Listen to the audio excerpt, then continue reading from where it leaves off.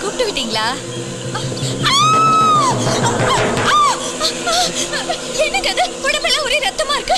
என்னாச்சுன்னு இரு ரத்தத்தை பார்த்தவன பயந்துட்டியா? ஒரு வீரனோட பொண்டாட்டி அலப்படாது. என்ன நடந்துச்சுன்னு ஆடுறா கேளு. சொல்லுங்க, என்னாச்சுன்னு சொல்லுங்க. நம்ம ஏரியா பஸ் ஸ்டாப்ல பஸ்ஸை விட்டு இறங்கினேன்.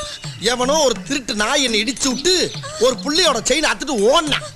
விடுவனா உன் மாமே நின்ற இடத்துல இருந்து 2 ஜம்பளம் அப்படியே போய் அவன் நெஞ்சு தட்டிய புடிச்சு முட்டுனே பாத்துக்க. ஒரு முட்டு சக்குன்னு விளையிட்டா. பின்னால போஸ்ட் மரம் முட்டுல ஓபன் ஆயிருச்சு. ஐயோ, பின் வாங்கிறவனா ரத்தத்தை கண்டாதான் உன் மாமனுக்கு கோவம் வருமே. வரணுமே. கால்ல இருக்க 2 கட்டை வரலையும் அப்படியே பூஸ் பண்ணி கிருட்டு போய் விட்டே பாரு. நடு முதுகுல ஒரு மிதி. முதுகுல அருவாளை திருப்பி வச்சிருந்திருக்கேன். பலாப்பழம் பிறந்த மாதிரி 2 பாதமும் பிறந்துருச்சு. அப்பயும் விடலையே. பாதம் தானே பிறந்துச்சு. விரல் இருக்கு யூஸ் பண்ணுவோம்ல, இருக்குல்ல. மறுபடியும் பூஸ் பண்ணி கிருட்டு போய் விழுகுற. ஒரு ஜான் விளையிட்டான்.